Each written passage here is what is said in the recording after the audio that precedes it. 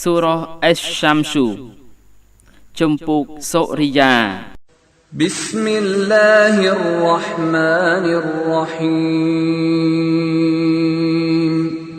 ក្នុងនាមអល់ឡោះមហាសប្បុរសអាណិតស្រឡាញ់បំផុត والشمس وضحاها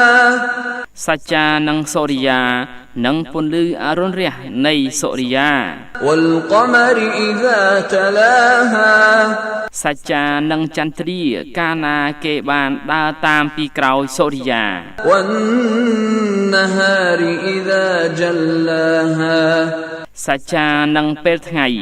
កាលណាបានបញ្ចាំងសូរិយា والليل إذا يغشاها សច្ចានិងពេលយប់កាលណាបានគ្របដណ្ដប់សូរិយា والسماء وما بناها សច្ចានិងមេឃព្រមទាំងអ្នកដែលបានស្ថាបនាមេឃ والأرض وما طحاها និងដីព្រមទាំងអ្នកដែលបានលាតសន្ធឹងដី ونفس وما سواها សច្ចានិងជីវិតព្រមទាំងអ្នកដែលបានបំពេញឲ្យស្មើវី فألهمها فجورها وتقواها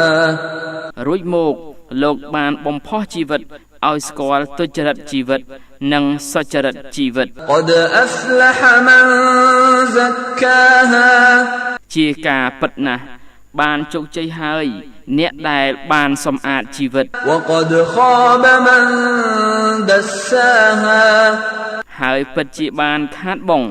អ្នកដែលធ្វើឲ្យកខ្វក់ជីវិត كذبت ثمود بطغواها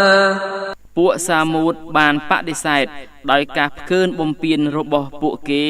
إذ انبعث أشقاها នៅខណៈដែលបានងើបក្រោកឡើងអ្នកដែលបានអពមង្គលបំផុតចំណោមពួកគេ فقال لهم رسول الله ناقة الله وسقياها រួចមករ៉ាសូលអល់ឡោះបាននិយាយទៅកាន់ពួកគេថាចូលពួកអ្នកលេងទុកសត្វអូតញីអល់ឡោះនិងការផឹកទឹករបស់វី فكذبوه فعقروها فدمدم عليهم ربهم بذنبهم فسواها រួចមកពួកគេបានបដិសេធចំពោះរ៉ាសូលហើយពួកគេបានកាប់សម្លាប់សត្វអូតនោះម្ចាស់ពួកគេក៏បានធ្វើឲ្យវិនាសទៅលើពួកគេដោយសារតែបាបកម្មពួកគេរួចមកលោកបានធ្វើឲ្យត្រូវស្មើគ្នាចំពោះវិនាសកម្មនោះ ولا يخاف عقباها ហើយលោកមិនញញើតឡើយចំពោះលទ្ធផលចុងក្រោយ